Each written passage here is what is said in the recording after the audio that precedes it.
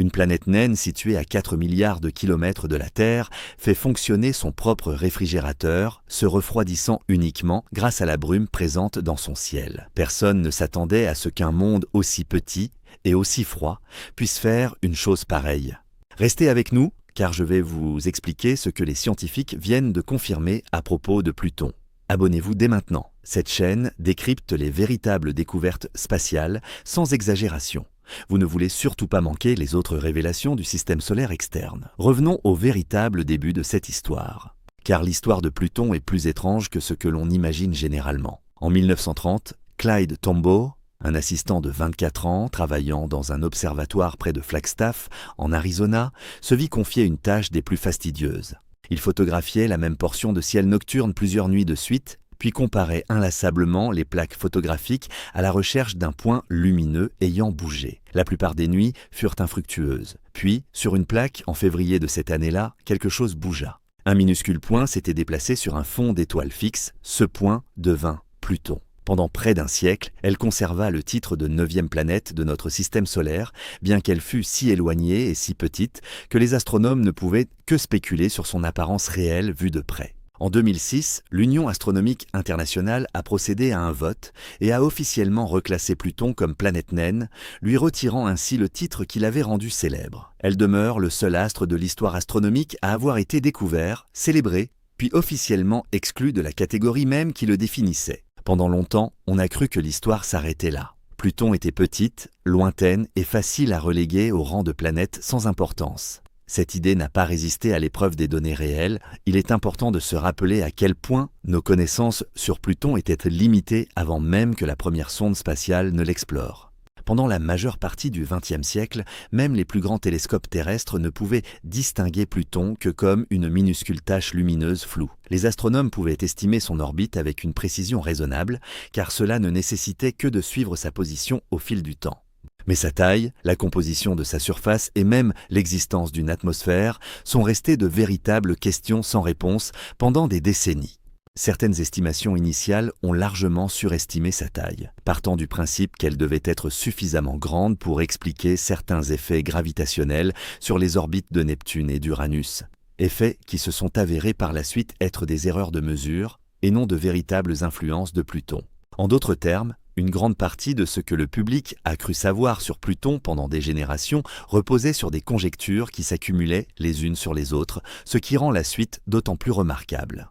En juillet 2015, après un voyage de 9 ans et demi à travers des milliards de kilomètres d'espace vide, la sonde New Horizons de la NASA a survolé Pluton à plus de 48 000 km/h. Elle n'avait qu'une seule chance. Pas d'orbite, pas de second passage, juste quelques minutes pour capturer le maximum d'informations avant de poursuivre sa route vers l'obscurité de la ceinture de Kuiper. Les images renvoyées ont bouleversé les connaissances scientifiques. Une immense plaine pâle en forme de cœur s'étendait à la surface, lisse et d'apparence étrangement jeune, comparée au terrain ancien et fortement cratérisé qui l'entourait. Des montagnes de glace d'eau solide s'élevaient à plus de 3000 mètres dans un ciel fin et brumeux, gelée si profondément à ces températures qu'elle se comportait moins comme de la glace que comme de la roche solide. Des champs de glace d'azote semblaient tourbillonner lentement en d'immenses courants de convection, suggérant une activité thermique et des mouvements sous une croûte que les scientifiques croyaient totalement inerte. Et des couches successives de brume bleue s'élevaient à des centaines de kilomètres au-dessus de la surface, visibles même à contre-jour par le soleil. Pluton ne ressemblait pas à un simple morceau de roche gelée. On aurait dit un monde encore en pleine formation. Mais New Horizons n'a eu qu'une seule occasion d'observer Pluton. Elle a capturé ce qu'elle a capturé, puis a poursuivi sa route vers les confins du système solaire, sans jamais revenir. Ce qu'elle a manqué lors de ce passage unique est resté un mystère pendant des années. Tandis que les scientifiques débattaient des données et élaboraient des modèles qu'ils ne pouvaient véritablement tester, les chercheurs n'avaient pas besoin d'une meilleure photographie. Ils avaient besoin d'un moyen d'analyser la composition chimique de Pluton directement depuis des millions de kilomètres de distance, sans jamais envoyer d'autres sondes. C'est précisément ce que le télescope spatial James Webb a finalement réussi à faire. Voici ce qui distingue fondamentalement Webb d'une sonde comme New Horizons. Webb ne survole pas un objet pour prendre une photo. Au lieu de cela, il analyse la lumière elle-même, la décomposant en ses différentes longueurs d'onde pour révéler la signature chimique précise de ce qu'il observe. Pointé vers un faible point de lumière solaire réfléchi à des milliards de kilomètres de distance, il peut indiquer aux chercheurs quelles molécules sont présentes, la température réelle des différentes couches de l'atmosphère et comment cette atmosphère évolue au fil du temps, le tout sans aucun déplacement physique. Le défi technique que cela représente mérite d'être souligné. Pluton et Charon sont si proches l'un de l'autre dans le ciel, du point de vue du télescope Webb, que séparer leurs signaux thermiques respectifs était pratiquement impossible avec les générations précédentes de télescopes. Les chercheurs travaillant avant le lancement de Webb avaient tenté à maintes reprises de détecter cette signature thermique précise, sans succès.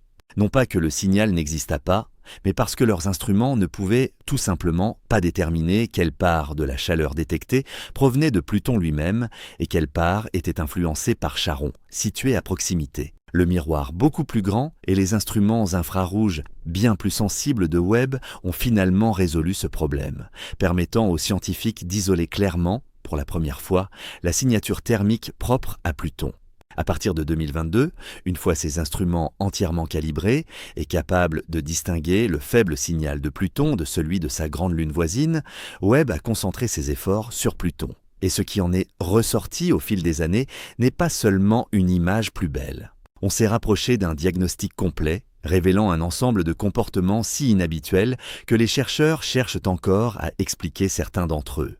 Si vous êtes du genre à préférer que les histoires spatiales soient expliquées clairement plutôt que noyées sous un jargon incompréhensible, n'hésitez pas à liker cette vidéo dès maintenant, car cela contribue réellement à ce que ce type de contenu atteigne un public plus large susceptible de l'apprécier. La première découverte majeure concerne cette même brume bleue que New Horizons a photographiée pour la première fois en 2015. Les chercheurs savaient déjà que la fine atmosphère de Pluton était enveloppée d'un délicat voile de particules d'hydrocarbures, mais personne n'avait encore confirmé l'effet exact de cette brume sur la planète située en dessous. En 2017, Xi Zheng, planétologue à l'Université de Californie à Santa Cruz, a proposé une idée qui paraissait presque paradoxale à l'époque. Sur Titan, lune de Saturne, la brume atmosphérique emprisonne la chaleur et réchauffe la planète située en dessous. Zhang a avancé que la brume de Pluton pourrait faire exactement l'inverse, absorber la lumière du Soleil pendant la journée, puis rayonner cette énergie directement dans l'espace sous forme de chaleur infrarouge, plus rapidement que l'atmosphère extrêmement ténue de Pluton ne pourrait jamais la retenir. En d'autres termes, la brume n'agirait pas comme une couverture, mais comme un radiateur, sauvant activement la chaleur d'une planète qui en est déjà presque dépourvue. À l'époque, cette idée a semblé improbable à nombre de collègues de Zhang, et aucun instrument n'était encore disponible pour la vérifier. Tout a changé lorsque l'instrument infrarouge moyen du télescope Webb est devenu disponible et suffisamment sensible pour distinguer le faible signal thermique de Pluton de celui de sa plus grande lune, Charon, chose que les télescopes précédents n'avaient jamais pu faire avec autant de précision. Une équipe de chercheurs, dirigée par l'astronome Tanguy Bertrand à l'Observatoire de Paris, a utilisé cet instrument pour mesurer directement l'atmosphère de Pluton. Les résultats, publiés dans la revue Nature Astronomy en juin 2025, ont confirmé presque exactement les prédictions de Zhang 8 ans plus tôt. La haute atmosphère de Pluton est bel et bien refroidie activement par les particules de brume qui y sont en suspension. Et il s'est avéré qu'elle était environ 17 degrés Celsius plus froide que ce que les modèles précédents prévoyaient. Les chercheurs décrivent désormais ce climat comme un type véritablement nouveau, dont le comportement diffère de toutes les autres atmosphères étudiées dans le système solaire. Pluton n'est pas simplement froide en raison de son éloignement du Soleil. Pluton semble, à bien des égards, se refroidir activement.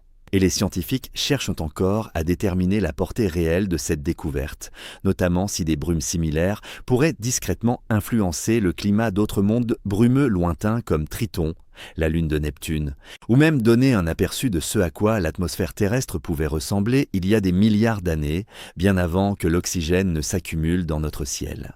Une seconde découverte est liée à cette même brume. Plus discrète, elle n'en est pas moins étrange.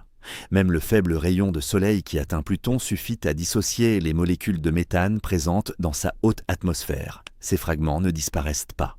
Ils se recombinent en composés plus lourds, amorçant une lente cascade chimique qui produit des particules brun-rougeâtres appelées tholines. Ces particules dérivent vers le bas et se déposent à la surface. New Horizons a détecté les premières traces de ce processus chimique en 2015 et des observations plus récentes ont permis d'en préciser le déroulement. Voici un détail qui fascine. Les tholines appartiennent à la même grande famille de molécules organiques que certains scientifiques pensent avoir autrefois déposées sur la Terre primitive, fournissant potentiellement la matière première nécessaire aux réactions chimiques qui ont mené à l'apparition de la vie. Sur Pluton, ce même processus fondamental semble se dérouler depuis environ 4 milliards d'années. Une lente et continue chute de neige de briques biologiques se déposant sur une surface tout simplement trop gelée pour que la moindre d'entre elles puisse se transformer en quelque chose de vivant. Pour bien comprendre l'extrême de ce froid, il est utile de se pencher sur les chiffres bruts. La lumière du Soleil atteignant Pluton est environ 1000 fois plus faible que celle atteignant la Terre. Ainsi, même midi là-bas ressemblerait davantage à un crépuscule profond sur Terre. Les températures à la surface se situent généralement entre 228 degrés et 200 degrés. C'est plus de 140 degrés de moins que la température la plus basse jamais enregistrée sur Terre. À de telles températures, l'azote, le même gaz qui compose la majeure partie de l'air que vous respirez en ce moment, gèle complètement. L'atmosphère dans laquelle vous vous trouvez en regardant cette vidéo se fondrait, sur Pluton, dans le paysage glacé. Il est important d'expliquer plus en détail pourquoi les chercheurs s'intéressent autant à ce processus chimique particulier, au-delà de sa simple curiosité. Les scientifiques qui étudient les origines de la vie sur Terre débattent depuis longtemps de la provenance des premiers éléments constitutifs de la matière organique. Se sont-ils formés sur la planète primitive elle-même, ou bien une partie de cette matière première est-elle arrivée de l'espace, transportée par des comètes, des astéroïdes, ou encore grâce à de lents processus chimiques se déroulant dans des environnements glacés lointains, similaires à ceux que nous observons aujourd'hui sur Pluton? Étudier un exemple concret et continu de cette chimie, à l'œuvre depuis des milliards d'années sur un monde proche, offre aux chercheurs un atout inestimable, un laboratoire naturel actif pour un processus qui, sur Terre, s'est achevé il y a des milliards d'années, ne laissant derrière lui que des traces indirectes. Pluton, en ce sens, n'est pas qu'une simple curiosité. Elle représente peut-être l'un des modèles les plus proches des conditions chimiques primordiales qui existaient avant même l'apparition de la vie. La troisième découverte majeure est celle qui a tendance à le plus perturber une fois correctement expliquée. Pluton laisse échapper lentement de la matière dans l'espace depuis des milliards d'années. Le méthane et d'autres molécules légères s'élèvent à travers sa fine atmosphère, échappent à sa faible gravité et se dispersent dans l'espace. Les scientifiques soupçonnèrent déjà ce phénomène. Mais pendant longtemps, personne ne savait exactement où allait toute cette matière qui s'échappait. Elle ne disparaissait pas simplement dans le vide spatial. Quelque chose la retenait. Charon, la plus grande lune glacée et accidentée de Pluton, d'environ 200 km de diamètre, orbite autour de Pluton en étroite interaction gravitationnelle.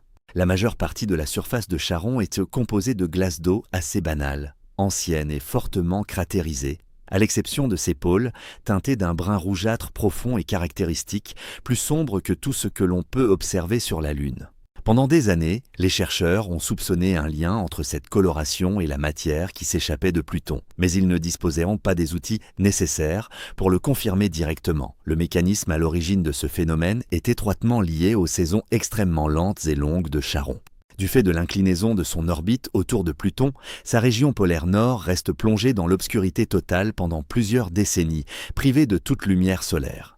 Ce pôle constitue ainsi un piège à froid extrêmement efficace, où les molécules de méthane s'accumulent, se solidifient à la surface faute de chaleur pour les maintenir à l'état gazeux, et y restent pendant des années avant le retour du Soleil. Lorsque la lumière revient, le méthane gelé ne fond pas simplement.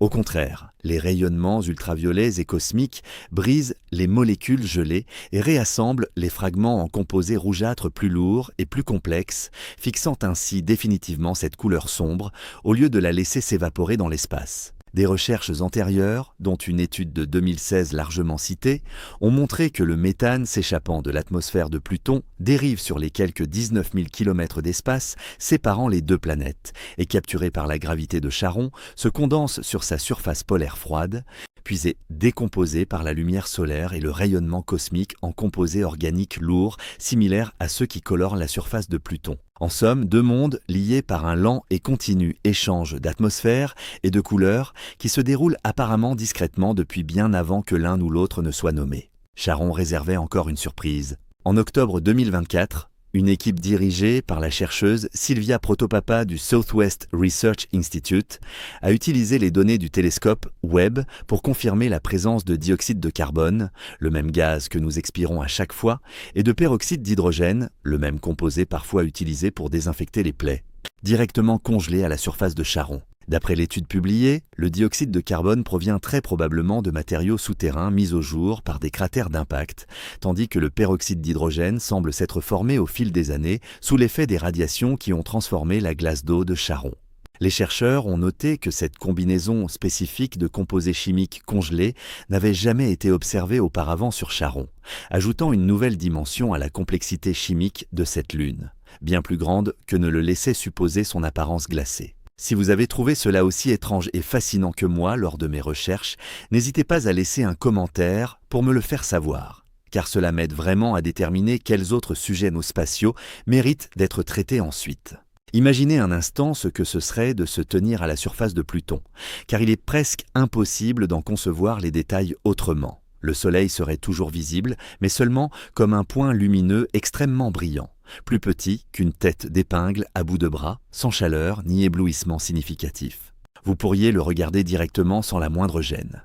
Le ciel serait plongé dans une pénombre gris-bleu permanente, épaisse de brume, sans jamais être vraiment jour ni vraiment nuit, dans une obscurité constante. Le sol sous vos pieds ne se comporterait en rien comme la glace sur Terre.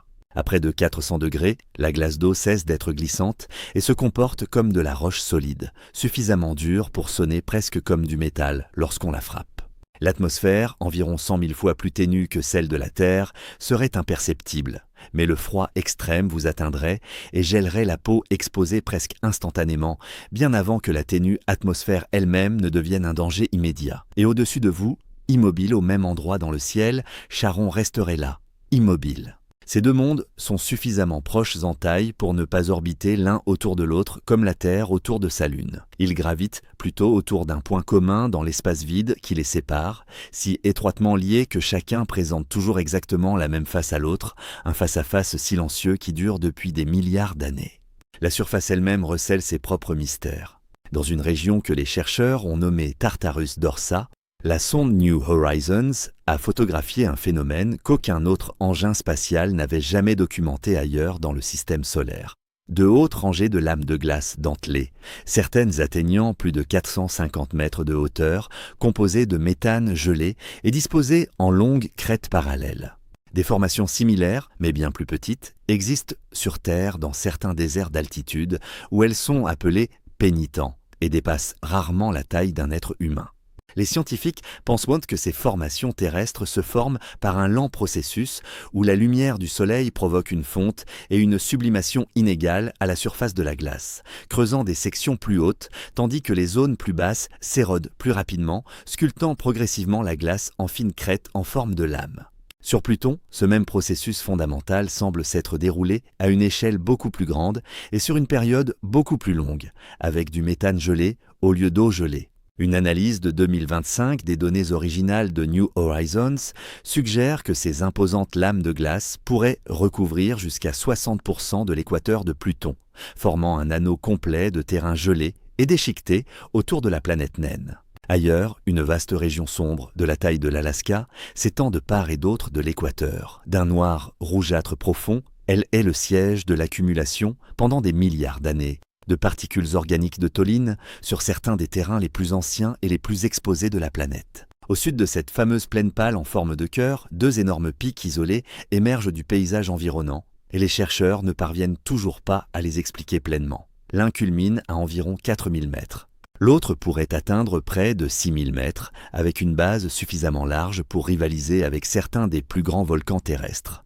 Les deux montagnes présentent de profondes dépressions à leur sommet, cernées de fractures aux flancs bosselés et irréguliers qui ressemblent étrangement à des coulées de lave refroidies. Sauf que, bien sûr, il n'y a pas de roches en fusion sur Pluton. Si ces formations sont bien ce qu'elles semblent être, il s'agit de cryovolcans, des structures qui ont autrefois explosé, non pas avec de la roche en fusion, mais avec une épaisse boue d'eau, d'ammoniac et de méthane expulsée des profondeurs de la croûte glacée. Les chercheurs restent partagés quant à l'origine exacte de ces formations particulières. S'agirait-il d'une poignée d'éruptions massives ou de nombreux événements mineurs répartis sur une période plus longue ?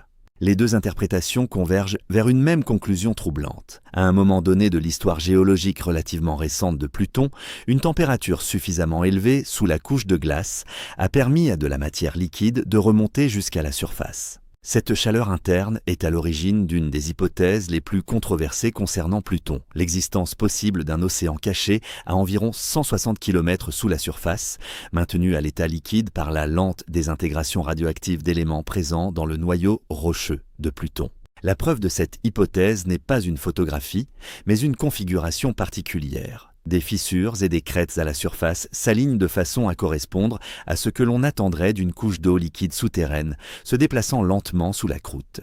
De plus, cette fameuse plaine pâle en forme de cœur se situe juste au-dessus de ce qui semble être une anomalie de gravité positive, un endroit où une substance plus dense que la glace environnante pourrait être concentrée.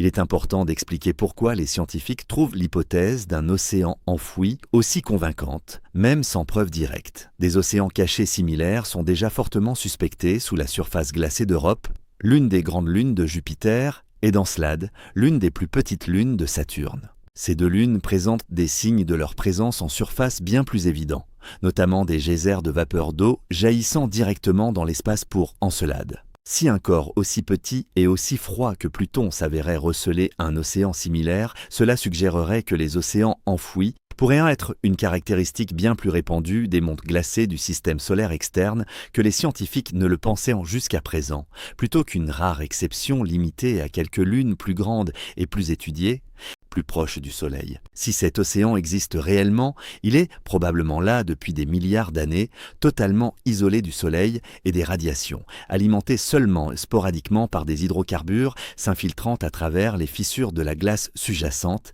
et soumis à une pression colossale dans un isolement complet. Il représenterait l'un des environnements les plus étranges du système solaire pour les conditions essentielles à la vie, existant sans aucun lien direct avec une étoile. À l'heure actuelle, il est impossible de confirmer ces informations directement. Aucun financement n'est prévu pour envoyer une sonde vers Pluton. Ni atterrisseur, ni orbiteur ne sont programmés. La raison principale ? Le voyage lui-même prendrait près d'une décennie, et l'exploration du système solaire externe est rarement considérée comme une priorité de financement. Il est important de comprendre brièvement pourquoi, car il ne s'agit pas simplement d'une question d'intérêt scientifique. Les missions vers le système solaire externe sont extrêmement coûteuses et extrêmement lentes. Elles nécessitent souvent une décennie, voire plus, de voyage avant même qu'un vaisseau spatial n'atteigne sa cible, suivi d'une brève fenêtre de tir pour la collecte de données, comme ce fut le cas pour New Horizons. Les agences spatiales doivent généralement comparer ce type de mission à de nombreuses autres priorités, notamment des missions plus proches de la Terre, qui peuvent fournir des résultats en quelques années seulement, au lieu de plusieurs décennies. Ce compromis explique pourquoi les mondes glacés et lointains comme Pluton sont souvent délaissés lors des décisions de financement, non pas parce que les scientifiques ont cessé de les trouver intéressants, mais simplement parce que les coûts et les délais importants les rendent beaucoup plus difficiles à financer que des missions plus proches et plus rapides.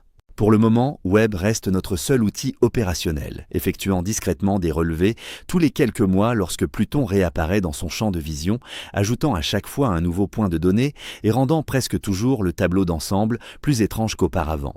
Voici le détail qui marque le plus les esprits. Même après avoir entendu toute cette histoire, Pluton n'est pas uniquement par sa position. Elle se situe dans la ceinture de Kuiper, un vaste anneau de débris glacés au-delà de l'orbite de Neptune, abritant des centaines de milliers d'objets de plus de 96 km de diamètre, ainsi qu'environ 1000 milliards de comètes. Quelques autres corps célestes, comme Eris et Makemake, ont une taille comparable à celle de Pluton. Au-delà de la ceinture de Kuiper se trouve le nuage d'Oort, qui contiendrait environ 1000 milliards d'autres corps glacés et s'étendrait sur un quart de la distance qui nous sépare de l'étoile la plus proche. Pour se faire une idée de l'immensité de cette région, la ceinture de Kuiper à elle seule couvrirait une superficie des centaines de fois supérieure à celle de la ceinture d'astéroïdes située entre Mars et Jupiter, celle que l'on imagine généralement lorsqu'on pense à un champ de roches spatiales. Contrairement à cette dernière, cartographiée avec une précision relativement élevée, grâce à sa proximité avec la Terre, la ceinture de Kuiper demeure un territoire presque entièrement inexploré. Seule la sonde New Horizons s'est aventurée suffisamment profondément dans cette région pour photographier de près certains de ses plus grands habitants. Et même cette mission n'a réussi à survoler que 2 objets, Pluton et un corps beaucoup plus petit et plus éloigné, surnommé Arrokoth, parmi les centaines de milliers de mondes de taille similaire qui existeraient dans l'espace. Si Pluton refroidit réellement son propre ciel en laissant lentement échapper son atmosphère vers une lune compagne et en dissimulant peut-être un océan liquide sous une couche de glace solide, rien ne permet d'affirmer qu'il soit le seul objet à présenter un tel phénomène. Il est simplement suffisamment proche et brillant pour que nos instruments actuels puissent l'étudier en détail. Presque tous les autres objets dispersés dans cette immense région de l'espace, une zone des centaines de fois plus vaste que la ceinture d'astéroïdes, demeure presque entièrement inobservée. Alors, que signifie tout cela ? Pluton n'a jamais été l'impasse du système solaire que le vote de 2006 a pu laisser croire. Il s'est avéré être le point de départ d'une multitude de nouvelles questions que les scientifiques apprennent encore à formuler. Au-delà de l'orbite de Neptune, dans le froid et l'obscurité, se trouvent des milliards d'autres mondes que nous avons à peine aperçus et encore moins étudiés de près. Et si une petite planète naine glacée, autrefois négligée, recèle une telle complexité sous sa surface ?